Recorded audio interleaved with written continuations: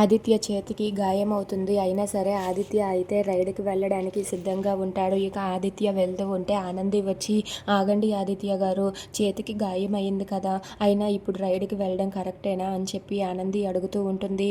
దాంతో అక్కడ ఉన్న ఆదిత్య అయితే పర్వాలేదు ఆనంది, నేను డ్రైవ్ చేయగలను, జాగ్రత్త, నేను వెళ్ళొస్తానని చెప్పి ఆదిత్య వెళ్తూ ఉంటాడు.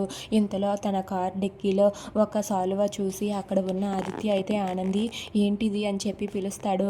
ఇక తన కార్ డిక్కీ ఓపెన్ చేయగానే అక్కడ ఒక శవం అయితే ఉంటుంది.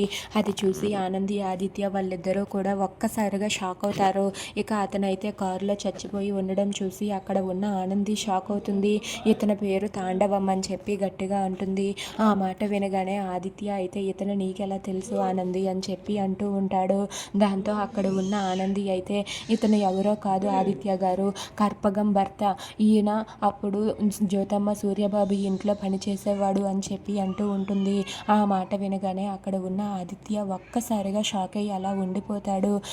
అసలు అతను ఈ డిక్కీలోనికి ఎలా వచ్చాడు, అతన్ని ఎవరు చంపారు అని చెప్పి వాళ్ళు ఆలోచిస్తూ ఉంటే ఇంతలో అక్కడికి పోలీసులు వస్తారు. ఇక పోలీసులు రావడం చూసి అక్కడ ఉన్న ఆనంది ఆదిత్య వాళ్ళిద్దరూ కూడా ఒక్కసారిగా షాక్ అవుతారు. ఇక అక్కడ ఉన్న పోలీసులు ఆదిత్య దగ్గరకు వచ్చి ఆదిత్య కారులో ఉన్న ఆ డెడ్ బాడీని చూసి ఇలా అంటూ ఉంటారు, మనకి వచ్చిన ఇన్ఫర్మేషన్ కరెక్టే, ఇతన్ని మీరు ఎందుకు చంపారు, ఇతన్ని చంపినందుకు మిమ్మల్ని మేము అరెస్ట్ చేస్తున్నామని చెప్పి పోలీసులు ఆదిత్యతో అంటారు. ఆ మాట వినగానే ఆదిత్య అలాగే ఆనంది వాళ్ళిద్దరూ కూడా ఒక్కసారిగా షాక్ అయ్యి అలా ఉండిపోతారు. దాంతో అక్కడ ఉన్న ఆదిత్య అయితే, సార్ అసలు ఇది ఎలా జరిగిందో మాకు తెలియదు, ఇతను మా డిక్కీలోనికి ఎప్పుడు వచ్చాడో కూడా తెలియదు అని చెప్పి అంటూ ఉంటాడు.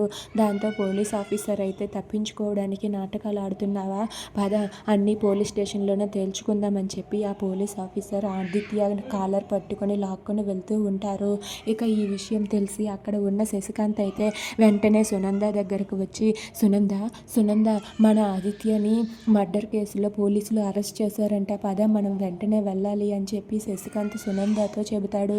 ఆ మాట విని సునంద అయితే ఒక్కసారిగా షాక్ అయ్యి అలా ఉండిపోతుంది. ఏంటండి మీరు అనేది, మన ఆదిని మర్డర్ కేసులో బుక్ చేయడం ఏంటి, అసలు ఇదంతా ఎలా జరిగింది అని చెప్పి సునంద ఏడుస్తూ అడుగుతుంది. దాంతో అక్కడ ఉన్న శశికాంత్ అయితే వెళితే అన్నీ తెలుస్తాయి పదా అని చెప్పి అంటాడు. ఇంతలో అక్కడ ఉన్న పోలీసులు అయితే ఆదిత్యను లాక్కొని వెళ్తూ ఉంటారు. దాంతో అక్కడ ఉన్న ఆనంది అయితే ఆగండి ఆగండి అని చెప్పి గట్టిగా అరుస్తూ ఉంటుంది.